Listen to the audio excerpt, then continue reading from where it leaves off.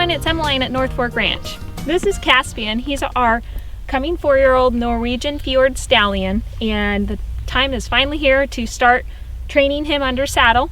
I haven't done a lot of work with Caspian. Just after we got him at about a year old, I started teaching him some ground training and worked him some then, and then I've just been waiting for him to get to the right age. One of the things that I love about fjord horses is just how calm and how smart they are. They're super fast learners and really easy to train. One of the main differences between training a fjord horse and training any other hotter blood breed is that fjord horses are super calm, so they're not scared at all, but they're also always thinking how they can outsmart you. So it becomes a challenge to keep ahead of them. Caspian only has a couple of bad habits, and one of them is that he likes to use his mouth a lot. He's constantly trying to chew on things, and he does try to bite, but it's not real aggressive bites. It's just more like nibbling. Also, he has a tendency to use his front feet more, which is more of a stallion thing. So we're going to be teaching him not to use his feet, and there are certain things he is allowed to chew on, but most things he's not allowed to chew on. So I use Parelli Natural Horsemanship training, and so I'm going to be starting with a lot of groundwork and working through teaching him a lot of things before I even get to the part of saddling and riding. I love natural horsemanship. It teaches you how to read and communicate with your horse and them with you, where you're building a bond and a relationship with your horse. You're training them that you are the alpha in the friendship, and so you are in charge, but you do this in a kind manner with love and respect for your horse, and they learn to have that for you as well. So in Parelli Natural Horsemanship, the first stages are the 7 games, which Pat Parelli teaches are actually the games that horses play with each other. So the first one is called the friendly game, and it's going to be basically me petting him, rubbing him all over. I'm going to be rubbing firmly but gently. Right now he's shoving his head around a little bit, but he doesn't actually have a problem with being touched anywhere on his face or his ears.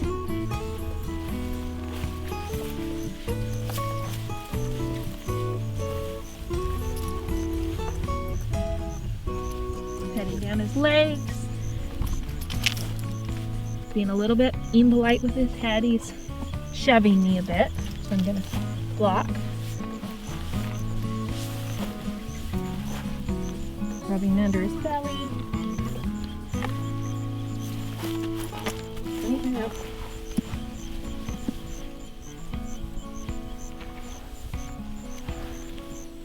His legs.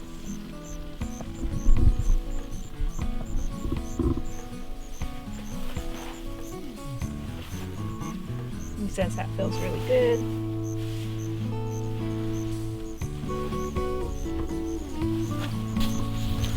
Alright, now I'm going to make my way back to his head and start on this side.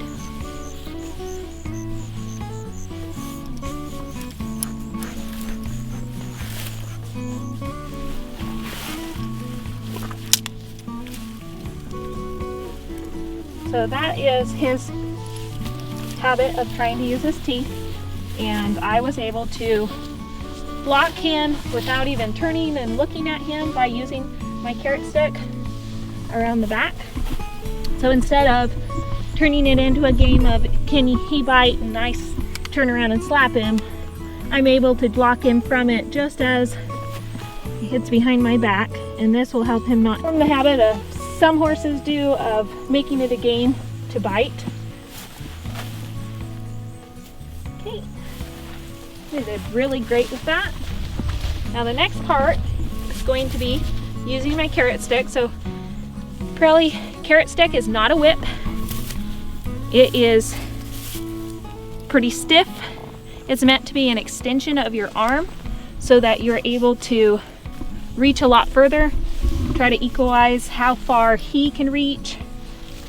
There's a lot of points where I will be able to use it in a place where I wouldn't be safe if I had to have my body there, like picking up feet or things like that.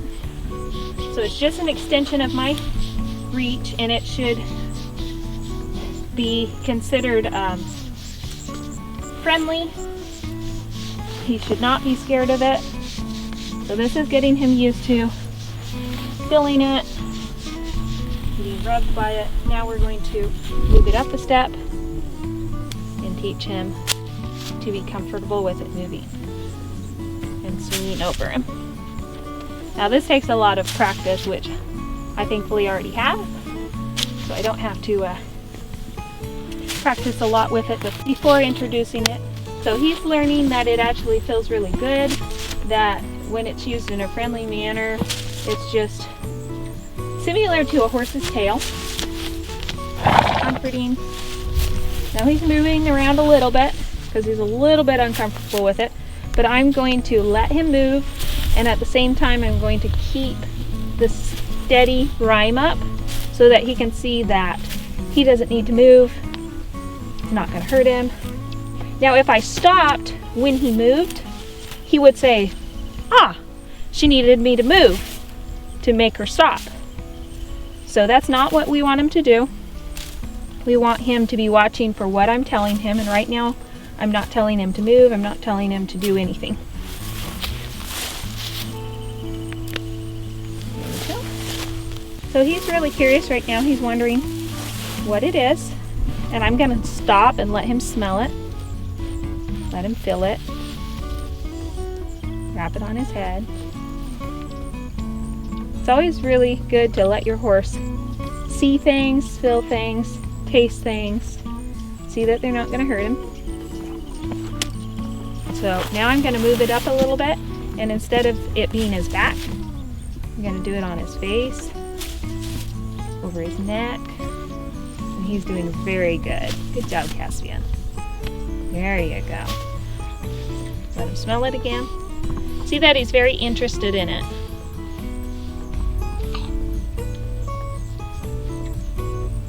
All right, hand it back. You don't get to use it, it's mine. He's got a good firm hold on it too.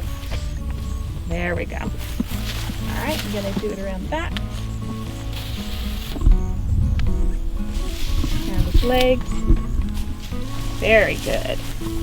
All right, so that's good for the friendly game. So the second game is called the Porcupine game, and it's about teaching your horse to yield away from pressure. So this is going to come in handy just in everyday work, riding, and spending time with your horse, because there are going to be times that you need to move him over, move him out of your way. So in the Porcupine game, it's going to be teaching him by a series of phases to move over. So Pat Parelli teaches phase 1 is touching the hair, phase 2 is a little harder, it's pressing hard enough to touch the skin, phase 3 is a muscle, and phase 4 is a bone, and you hold. So the reason that you do phases and why they're so important is that you're training your horse to move by the slightest touch. If you just went straight up to phase 4, pushed as hard as you could, he would learn to push back, and he'd also always take that high pressure. Whereas if you start with phase 1, you're going to get to where he learns to move when you touch his hair. And a whole lot is about body language. So ideally, as he becomes more trained, I'm only going to be using the first couple of phases to get him to do anything. So with his first time, I know that it's probably going to get to phase 4 and hold. So the first thing I'm going to ask him for is to move his hindquarters over. And by doing that, I'm going to touch the skin. I'm going to get serious. I'm thinking, looking, directing my attention towards his rump. And I'm going to ask him for his hindquarters. So first the hair. I'm going to hold that for about 3 seconds. Then the skin. Got a little harder. Then the muscle. Got a little harder. And then the bone. Whoop, and he moved. And it's very important, as soon as your horse moves, to let up the pressure. So that was very good. I'm going to ask him one more time. Hair, skin, muscle. He moved off, but I'm going to ask him for more than one. because he did learn this game when he was a baby. Right now he's actually thinking about having the rope in his mouth, but he's moving, and so I'm just going to hold up on it. Good job. So even though he was trying to direct my attention into the rope and what he's doing over here, I ignored that until I got what I asked for, and that was really good. So the next thing I'm going to ask for is for his front quarters to move around, and by doing that I'm going to touch about right here, and I'm going to ask him to move over. So he's pushing into me, and he just bit, so I didn't want him to do that. He's pushing into me right now, so I'm going to go up to phase 4 slowly, and then I'm going to hold it. Okay. Oh. I'm going to try that again because he walked too far forward.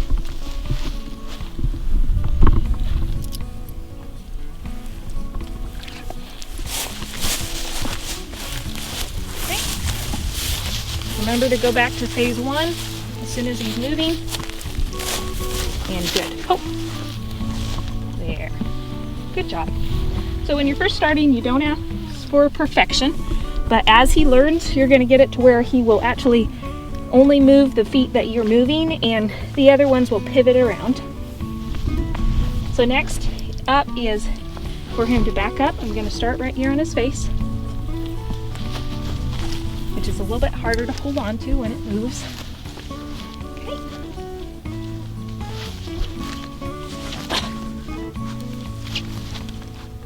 All right, there we go. Okay, back up.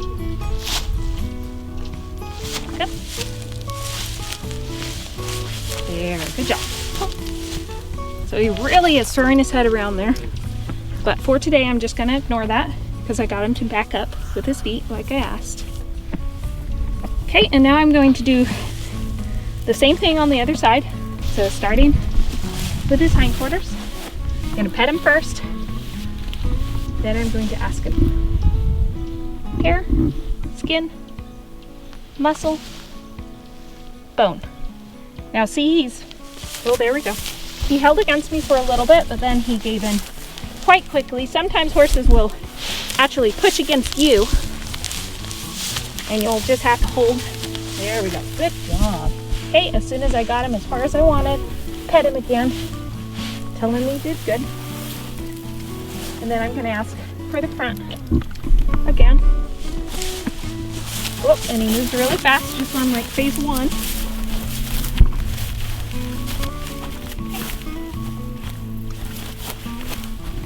Putting a little of a fight in. All right, good job. Oh, good boy. That's good. Horses love praise, and they love to be rewarded for doing the right thing, so always remember to give him that when he does the right thing, and that will make him actually desire to look for what you're asking and to do it as quickly as possible. Okay, and then the one more place, I'm going to ask him to back up from here. Back up.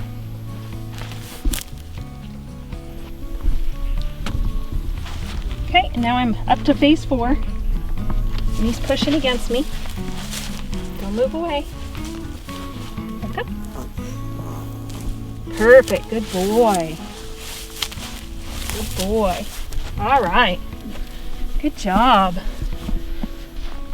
Okay, phase 1, phase 2, phase 3, phase 4.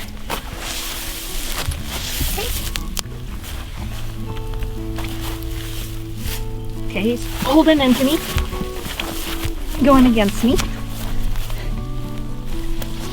There we go, there we go. And always remember, as soon as they give, to take the pressure off. There we go. All right, hope. Good job. So that was really good. He did very good for a first time. And I'm going to do one more thing and then call it a day. I'm going to ask him to move his hindquarters while using the carrot stick instead of my hand.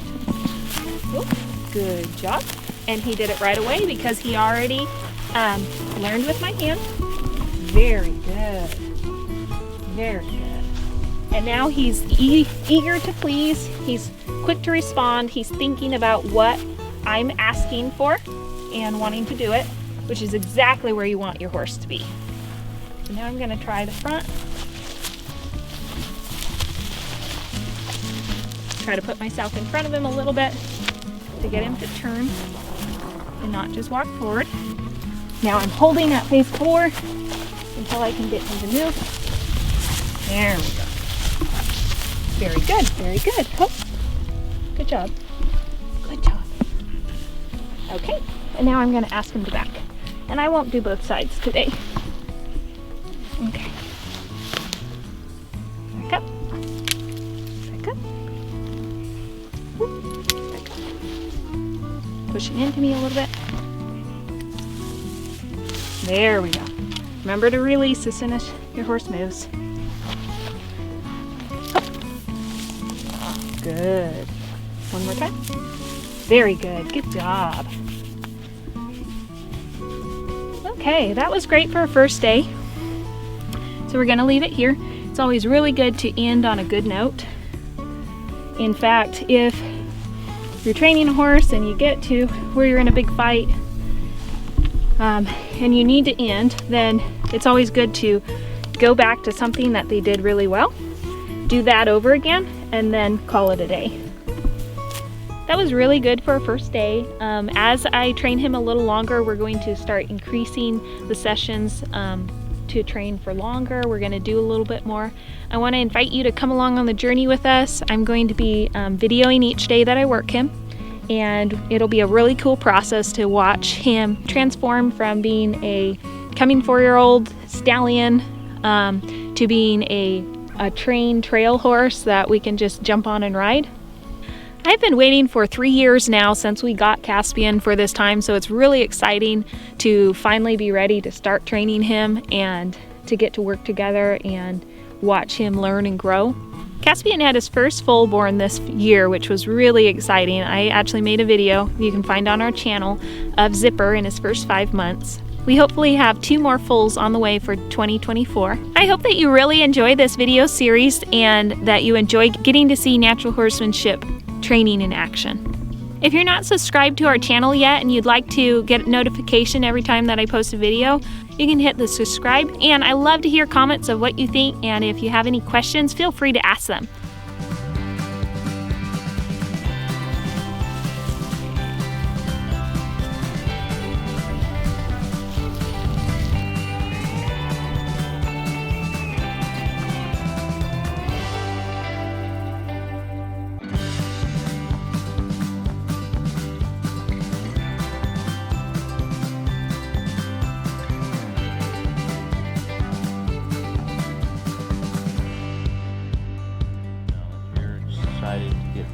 Okay, go ahead and put it back up and then stop talking, because oftentimes you'll be in the middle of your sentence and you'll say something that triggers something in my brain, and then by the time you get done with your sentence, my thought is lost and gone. Is your thought lost now? I was rolling up. Yes, very lost.